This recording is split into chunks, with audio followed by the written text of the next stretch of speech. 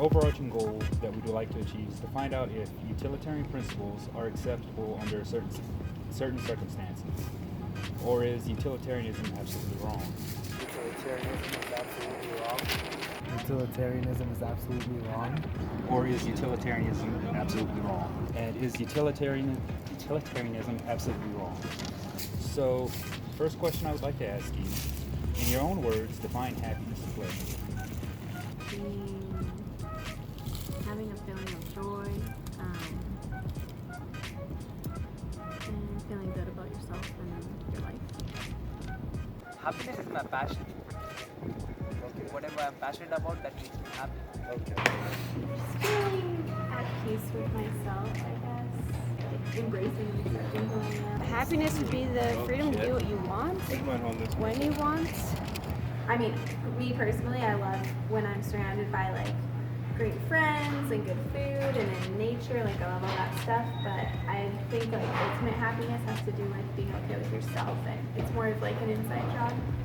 For me, happiness is just being around my family and friends. I say, happiness comes within yourself first. Okay. Loving yourself and respecting yourself and respecting what you come from and where and where you're going. But the stuff that gives me purpose and meaning, that does bring me a certain kind of happiness, I would say. I just think happiness is being free to do whatever you want and be whatever person you want to be. You're content with what you have, you don't need anything more. Seeing others happy makes me happy, but also it's like, I guess it's also for a selfish reason, I guess, because it's all like I'm only doing it because it also makes me happy, you know what I'm saying? Knowing who you are and what you want, being connected, I think that would be happiness. And then what would you define pleasure as? Pleasure, I guess, feeling good about something, an event or an occurrence that's happening to you or to someone else. Pleasure, I think, would be the same thing. It's more like finding what makes you happy. Pleasure, I think it's part-time. You'll be there for a moment and then the next moment it's gone. Doing things that you enjoy doing and stuff like that. Some sort of way that you get stimulated, whether it's mentally, physically, spiritually. Probably certain chemical releases in the brain of dopamine and serotonin. Being able to feel good and on the outside and on the inside. Seeing young people realize their potential, that gives me a great deal of pleasure. I think it had to be developed over a large period of time. Pleasure and happiness to me at 44 is not, hello Rebecca, it's not the same that it was to me at the age of 20. The seeds were there, but I was still playing with the ideas. And I think at this point in my life, I've kind of, I've answered the call. Now pleasure, that's all in your mind. Hey. So Sam, how would you define pleasure and happiness? Oh, don't put me on the spot. Is there a difference between cheating on a test and lying about your age to save money at the movies? Not really. We're both lying about something. I don't think you should do either, right? So both are wrong. I would think so. There's not really a difference. You're both lying to improve something that's not. No, a lie is a lie. No matter how, A cheat is a cheat. But only God is the judge. No judging. No, there's no difference. We are wrong on both sides. Lying is fine. I like that it's going to a good cause. Because even if the outcome seems positive at first, it always has some sort of consequence. Because they're essentially just trying to improve their academic standing without fully realizing the implications of their behaviors. Yes. It's not necessarily ethical, but it's also like... Cheating on a test, you're really just kind of cheating yourself, you know what I mean? I know shit can be hard, but just do what you need to do. And a movie ticket is it's nice to have cheaper tickets, you know what I'm saying? But it's You're robbing the system, you're not necessarily robbing the individual who's selling the movie ticket. I believe, I hate to use the trope of little white lies, But it seems to me that if you are lying to get into a movie theater, something that ultimately doesn't affect the corporation which you're stealing from, is a completely different story than being academically fraudulent.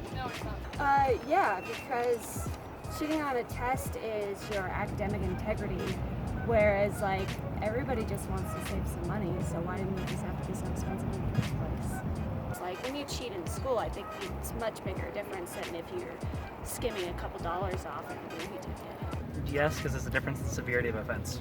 If we had to weigh them, I'd probably say that the math test would be a little, cheating on the math test would be a little bit more serious. But as an educator, yes, I believe there's a tremendous difference between those two. Similar kind of difference between like shoplifting like a single piece of fruit or like grand larceny. Like it's a different level. So just doing that to a movie theater, ultimately the victims are fewer. Okay. Because that's essentially a corporation. But in cheating on a math test, you're not only depriving yourself of your own experience in school, you're also you're tipping the playing field for the rest of your students, for the rest of the college, assuming it's a college you're talking about. It would depend what kind of a test you're cheating on and what it's for. So if you're in like a class in high school that really doesn't interest you for something you don't really care about, it's different than if you're cheating on like a test for licensure for a profession. That's also like a matter of personal perspective. There's different extremes of everything. okay. Some things mean more. It's not all black and white. Some things just mean more than other things. Thinking about what's one's duty. Right? One's duty is to be honest. And the more you sort of put pause on that, and the more you bend the rules to your favor, over the period of a life course, I think you get a little too comfortable with that. You're more susceptible to fall for your own. Just don't lie. If a man robs a bank and you see him getting away, but he stops and gives the money to an orphanage, what would you do? I'll be really conflicted, such as I am with this question. Pretend I didn't see. It's probably a bad thing to say, but Probably call the police still. I think I would still report it. I would probably still have to call the cops. Still call the police. Call the police? Yeah. The authorities would also be on their way anyways because, he just robbed a bank. Just because you did something good doesn't mean you didn't do something bad originally.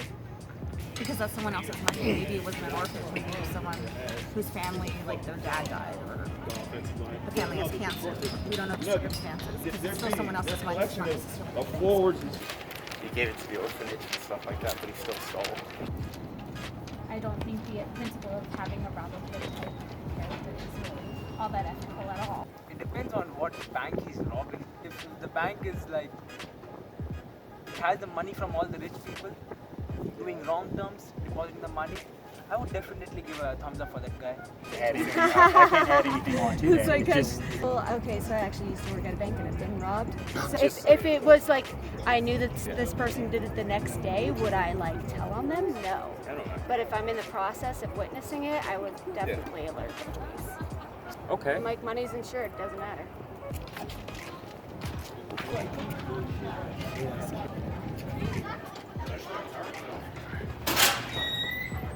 Could it be wrong to do what produces the most good?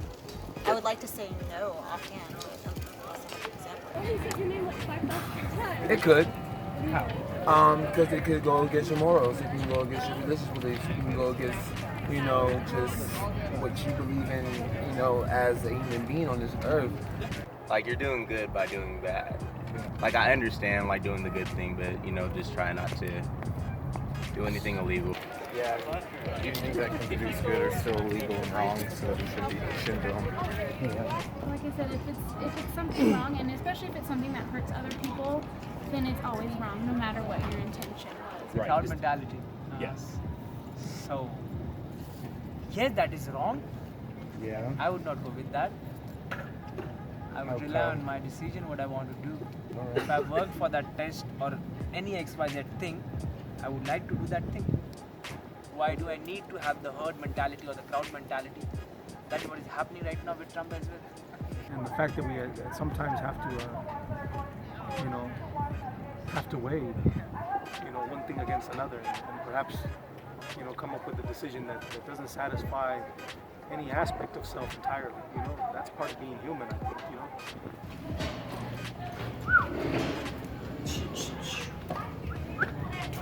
So someone you know goes to the hospital for treatment and the doctor needs organs to save lives. Would it be wrong for him to kill someone to save more people? Yes. The number one goal would be to save the life at hand and to do no harm. To do no harm, you would want to try to save the person's life that's in front of you. That's valuing one person's life over another. But you can save more people. I mean, you'd still have to break a natural right to begin with, though. That's protected by the government. Like, it might be for a greater good, but everyone still has their own individual rights, and you can't violate someone's individual rights in theory, based on how our society functions. Because we can't have people just going around killing people because of what they want. I think that's why we have, like, first-degree murder, second-degree murder, third-degree murder for those purposes. It would not be wrong if that person agrees with it. I'm not sure about wrong. I think there's a key difference there is choice, is it not? I don't know. I think that'd be something that's personal to whomever would be suffering. If the patient gives consent to it, then I'm all for it, as long as there's no violence. And they choose to end their life before they're in pain, then I think that it would be perfectly acceptable. No, it won't be wrong. He's helping someone else. If he's happy with that, If who's happy? the guy, The guy? The patient? So if like he's okay with it, then he can do it? yes, he can. It's his decision. Yeah. It's okay with that. Because that person would die a martyr. And Allah knows best. But that person will be granted paradise in the day of judgment, inshallah. I think choice matters a great deal. I think there's the thing that you can't really, well, I guess you could erase it, but I think you really alter what it means to be human, and you alter what it means to be a person if you sort of write over people's dignity. The person's dying, and no matter what they're going to die, harvest the fuck out of it. Because if they're probably going to die anyways, I don't see why not. It's still not a good thing. But I'm already a donor. If I'm in a position where my death can save other people's lives and I'm already going to die, then yeah, take them all. It depends upon a person to person whether if they are okay with it. Why not? Okay. I would like to donate my organs. Well, unless they're just like, they're already dying and they're just choosing to donate like their organs, that's something else. But you can't just fucking. So that people have a supreme value beyond all exchange. It's like putting a stop sign there. There are prohibitions on certain things.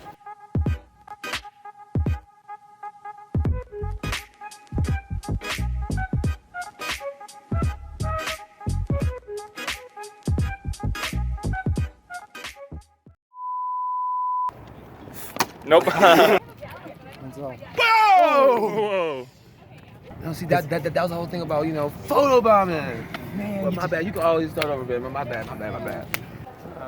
What you read in the Bible, the Quran, Torah, Kant, and Bentham, and anybody, right? I mean, these are guides, brother, right?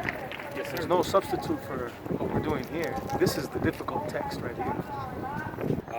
Thank you for your time. Sorry to interrupt your lunch. no, it's fine. Enjoy the rest of your day.